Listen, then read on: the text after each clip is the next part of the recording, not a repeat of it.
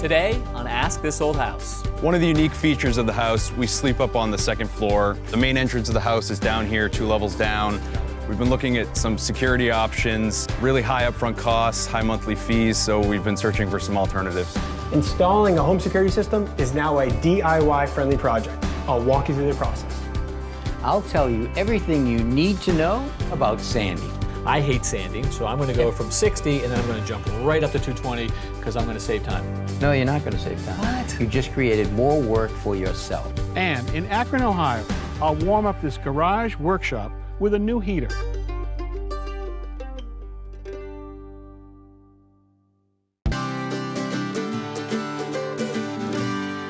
Tommy, look at that. Wow, I never saw it crumbling on a wall like that. What's going on? It's a foundation there, Richard. wall, by the way. Hey guys, how are you? Hey, Kevin, how are you? All right, what are you looking at there? So, Kevin, we just got an email from a guy named Michael out of Springfield, Massachusetts, and that's his foundation. Ugh. So you see that crumbling right there on the wall? Well, that's the kind of thing that you see if someone throws salt on a concrete walk. And it shows up in the summertime because it's eating the concrete. There's a plumber in the house. It's in the basement. Doesn't look good, boys. Yeah, right. He's a professional too. I've got my own project in Akron, Ohio. Catch you later. Oh, someone won a trip to Ohio. So what are you thinking, Mark? I think I better go see it. I think that's what we do. Yeah. Let's do it.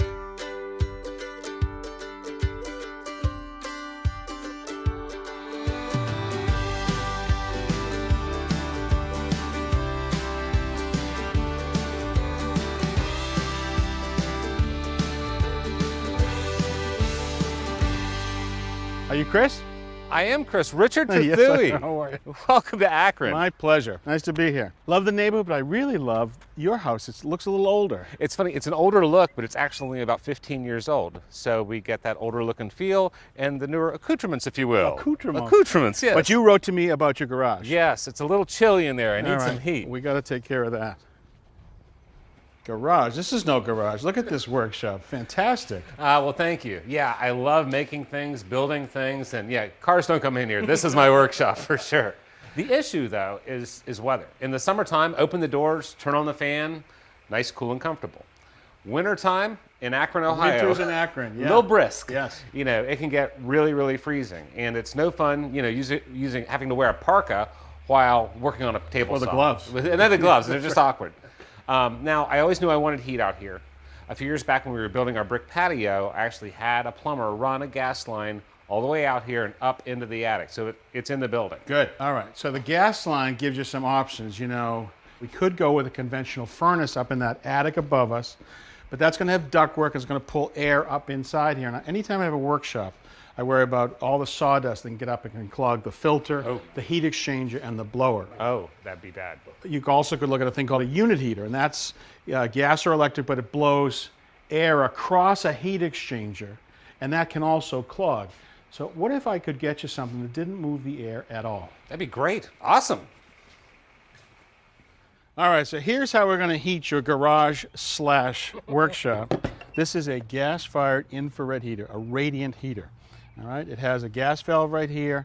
You can see there's a ceramic element right here, and this will glow and get really warm. What this heater does is it's going to heat objects. Now, we've seen these before. You've seen them in commercial warehouses, in restaurants, outdoor cafes. Oh, yeah, sure. Okay? You also know radiant heating from the sun. We stand outside on a cold day, and we might be underneath the shade of a tree. You step out, and you feel different. You feel more comfortable because those rays have come in and been absorbed by you. We want to do the same thing here. So this has an aperture that's going to, anything in its path is going to absorb energy into. So that means you, the table saw, any object, okay? So we got to think about where we place it. Now there's a couple of considerations. One is clearance to combustible objects. You know, we want to keep it far enough away from a ceiling or a wall, and there's a bracket for that. And the other is, where do you place it in the space to get maximum output? Conventional thinking is you might put it right here, here's your workbench, and this is where you work most often. Right. But I'd really like to put it in the corner right here, hang it from the bracket, and now that wide aperture will cover this entire space. It's going to go about 15 or 20 feet that way too. That would be All right? great. Good. Let's get started.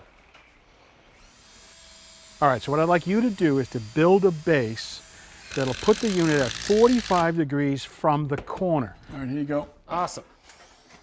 And that'll also help us with our clearance requirements.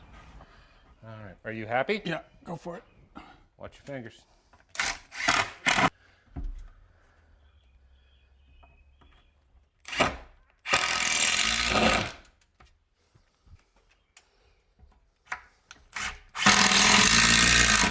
Then we can mount the bracket and attach the heater. You got it? Yep, we're good.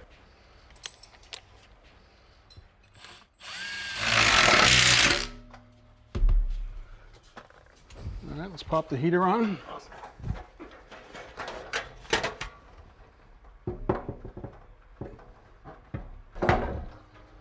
Here we go.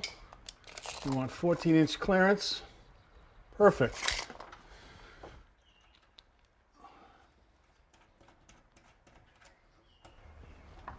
Beauty. I'm going to drill a hole up into the attic to allow the flexible gas line to be run down.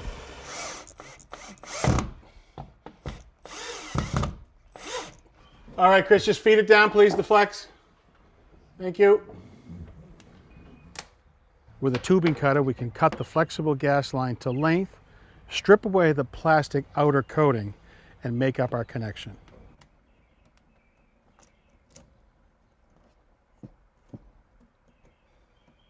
This bracket and special fitting allows the connection between the flexible gas and our black steel pipe.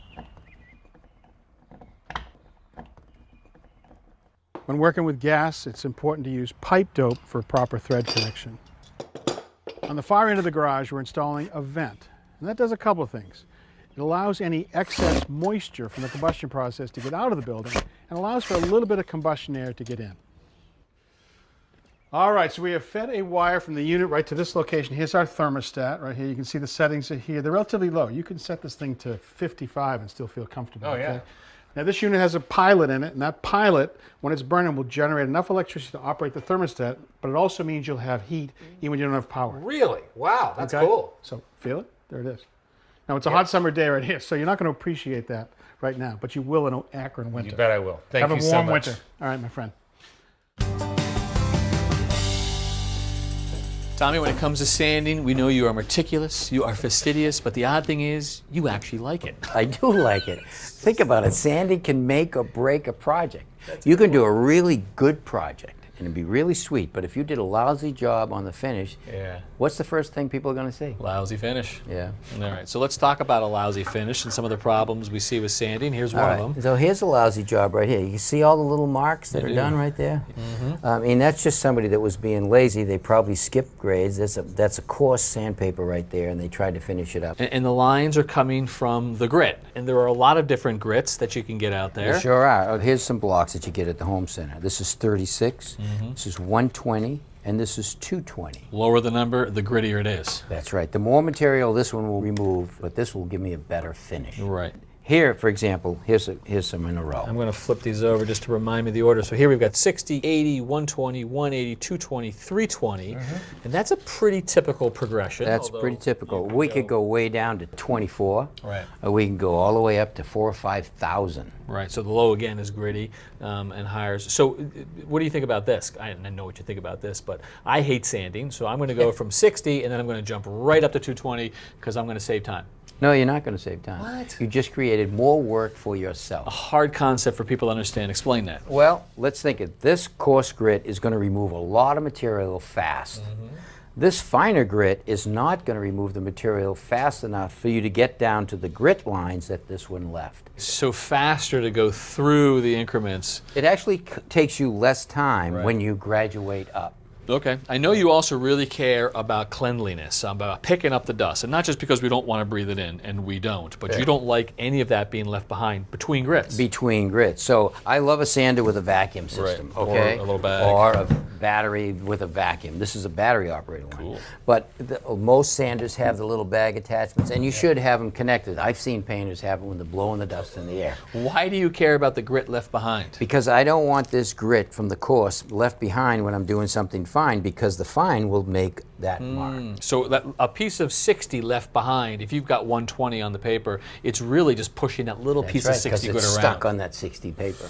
That's All a right? good tip. Let's talk about the different kinds of sanders out there. Belt sanders. Belt sand. Aggressive. Very aggressive. Hard Used to see use, them too. I don't use much belt sander much anymore, but you know, when you want to remove a lot, you go diagonal with that. But then you got to go straight like this to remove those marks. And again, you got to start with a coarser paper and work your way up. Easy to leave marks marks and Right, gouges you got to be behind careful with that you don't tilt it because Right. it'll actually put a gouge in there. So these are both palm sanders, even though I call this palm and random orbit, but this is technically a finish sander in the finishing palm. sander. I Yeah. see painters use that a lot. Painters use them a lot for, because they're working around trim and all that. Right. And they're trying to finish, sand something. But it kills me when I see these guys take these sanders and now they're going to try to sand something. They're going like this, they're thinking they're speeding it all up.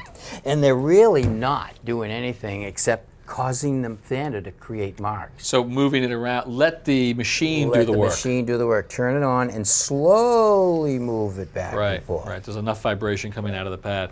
In terms of doing the work, this one does the work in a random orbit pattern. And I think this is probably the most forgiving, at least the one that most people reach for. Well, I think this is one. You can go across the grain and you can go with the grain and diagonal. Again, you want to move it slowly and you don't want to push down too hard. Right. Big mistake that people make. So random orbit, that's what this guy is. It happens to be attached to a vac and it's more aggressive because it's got a couple settings. Well, this has a setting that I can be random orbit, but it also has a setting where it's really strong and it will almost grind, Right. but it'll also polish. And also, while this isn't random orbit, this is the age of the battery, where the batteries are powerful enough to get it into a sander. Battery, and I can hook this up to the vacuum if I want to, and I can also plug that model in. All right. Well, I appreciate the information. I still don't understand why you like it, but I'm glad you do.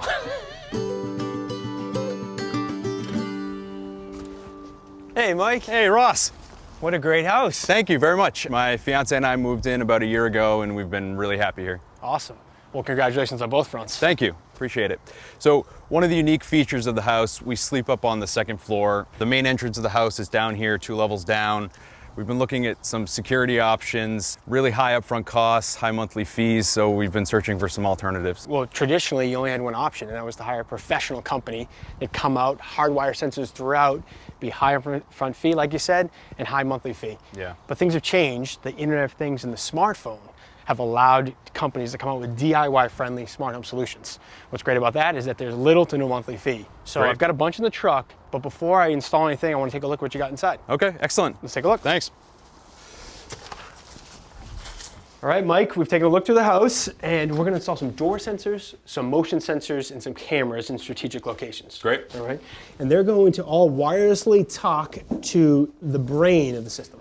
All right? Okay. So this is the hub. Okay. So this hub is connected to the internet and connects all the devices in the house down to this one station. Okay. We typically would locate this near the door that you're going to be coming and going from, so I assume this would be it This right is here. it, yeah. Okay, great. It has a couple features with it. So first is a keypad on top. So you can arm and disarm the system by pressing the right code, and you can have different codes for different people. All right. They also offer a key fob, so you can actually wave that over the top of it to arm or disarm the system. Okay. But for you and your fiance, I think most of the time you're going to be using your smartphone. That's right. All right. So it connects through the internet to your smartphone, and it has GPS connectivity, so it knows exactly where you are in relation to your house. That's great. All right. So first starts with the QR code scan. Okay. All right. So I noticed that you guys have smart thermostats that are compatible with do. the system. So let's start with the scan. All right, great. And then hit OK, and OK, all right. And now we can get this plugged in. Okay, great. So the first thing we're going to do is plug in the micro USB to the back of the device. Once the micro USB is plugged into the device, we can fish the wire down and plug it in to their plug. And now this could just be plugged into a regular receptacle. Okay. In this case, we're going to install this, which prevents an accidental unplugging. And that screw hole matches up with the cover plate screw hole. Great. The system has one type of sensor, and this has multiple functions. Okay, it gives you a motion sensor here that's going to alert you for high traffic areas if you have any motion. But you can also add this contact sensor. And by doing that, you can put it on doors and windows, so it will let you know if the door window is open. Okay. Okay, so the process steps by QR code scan.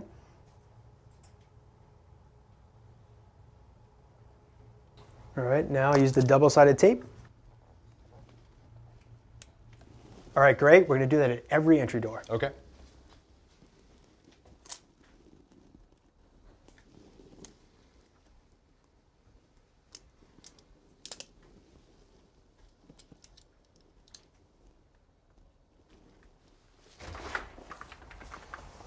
All right, Mike, we are going to replace your hardwired doorbell switch Okay. with a combination doorbell camera. and the camera connects to your phone. So you can see what's going on in your driveway at any time. Very nice. Okay, so I've checked the transformer voltage. You're good for this system, and I've already wired it to the chime. So the first thing we're gonna do is we're gonna pull the cover plate off and then wire it up. Great.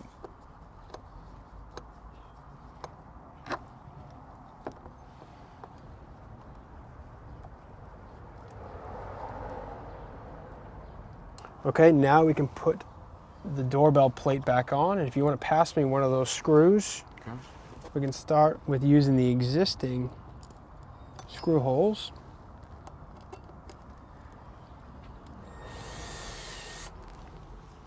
Okay, Phillips. Now we can add the sensor.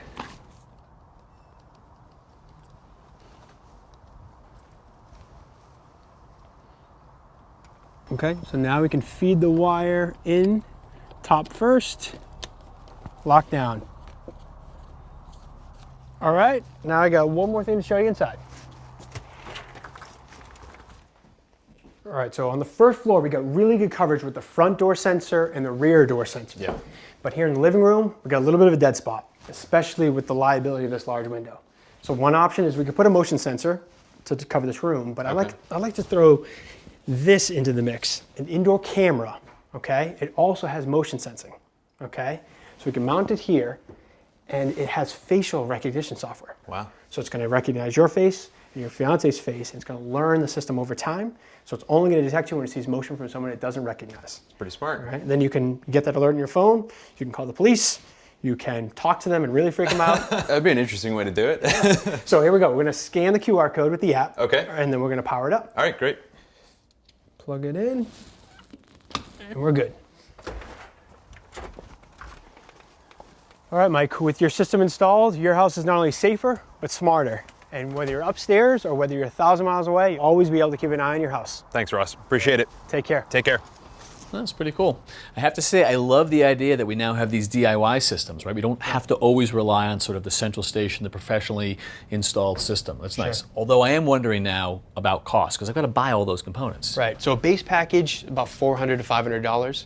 But with all the add-on devices here, it was $1,000. And you could keep going from there, right? Because you just added a couple of sensors and a camera, more cameras, more sensors, more cost. You can add as many devices as you want. All right. Whenever I hear something works off of Wi-Fi, I've now learned that when the power goes out, the Wi-Fi goes out. What happens in that situation? What's great about this system is Wi-Fi goes down or the power goes out, either one, you're still got a protected home. The security system's still active. There's batteries in all the devices, so everything's still active. You're just not gonna get an alert to your phone, right? Because with Wi-Fi, the hub's now disconnected. So I'm secure, but I don't know they're breaking in. I mean, how do I get around that? So there is a monthly service fee for cellular, right? So that works regardless of Wi-Fi or power, right, to the house. And so that will give you an alert no matter what. That's an added monthly fee. There's also central station monitoring for another fee. So you can add that to this system. That's right. Oh, yeah, so it's got automatic. Someone's always watching your house. All right. And then the final question is, with all these systems, everyone's concerned about hacking. Right. Right? So now someone can maybe hack into the system and shut it down. You're not protected, or even worse, turn the cameras around and start watching you. Right. I mean, with any electronic device that's connected to Wi-Fi, there's always a risk for hacking.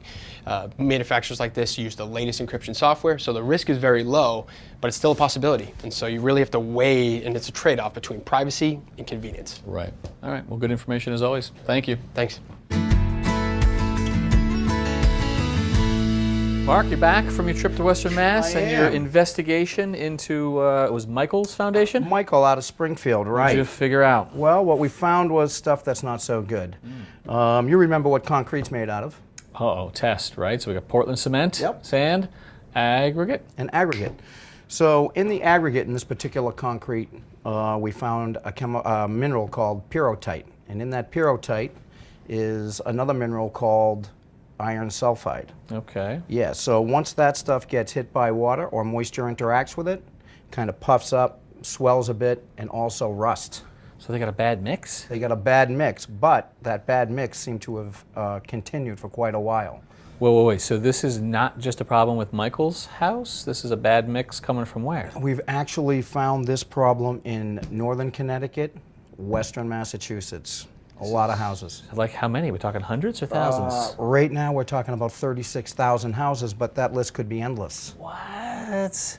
How does that happen? Well, they've been milling this quarry since, like I said, the early 80s. Yeah. All the way up until last year. So And they don't have this problem 20 years ago? well, that's it. 20 years is the number. It usually takes about 20 years for this problem to surface. Oh my goodness, Tom, are you hearing this? I've been listening. It's unbelievable. Crazy. So we've got tens of thousands of homes, something I didn't even know was in the concrete, and I mean the foundation crumbling. The foundation. I mean, the foundation That's is your the house. key to the house. Yeah. That's holding it all up. I mean, you've got your concrete footing, you got your walls, you got your floor, and if that's all bad, you've got to take that out. How are you going to do it? Well, you're going to remove the house off of the foundation. You've got to support it, slide it out of the way, blast out all of that foundation with jackhammers, take it all out, and pour a whole new base, whole new walls, and floors. Financially devastating to Oh. Michael to have to go through that. So- But now, I mean, if you think about it, It's financially devastating to the point where we don't know if these guys can go to a bank and get a loan. Right. Oh, yeah, the value of your house is through. That's right. but at 36,000 homes, I mean, it's not just Michael's house. It could be an entire street or an entire neighborhood with a, holy mackerel, that is. Definitely. Have you heard I've of been this? listening. Yikes. This is, I mean, tens of thousands of houses. I mean, it really just sounds like it's another in a long list of the sort of the nightmares we've heard about in the building industry. You know, urea formaldehyde was once this insulation with all this promise. It outgassed. You know, lead paint was who knew Lead that? paint. They thought that was great. That's right, right. And then even led to a water main. So this is awful. So, is there any recourse for Michael and the tens of thousands of others? A little bit right now. State of Connecticut has got a fund that's already has $100 million in it. I don't know how much that'll help. Again, you're talking about a big problem. Yeah, and he's not in Connecticut. He's not in Connecticut. State of Massachusetts has done nothing as of yet, and we're even, not us, but people are even petitioning FEMA for some relief. Right. So we don't know how far that'll go. So, unfortunately, at this stage, the only news for Michael is bad news, is that there's nothing out there to help him through this. Unfortunately, yeah, I think he's up a creek without a paddle, as they say. Yeah. So that is difficult news, Michael, and to the other tens of thousands who are in the same situation. So we are sorry to deliver that information. We do want your questions to keep coming, though, and we'll continue to get you answers, I guess, regardless of where those answers lead us. Right? So until next time, I'm Kevin O'Connor I'm Rich Trethewey. I'm Mark McCullough. And I'm Tom Silva. for Ask This Old House.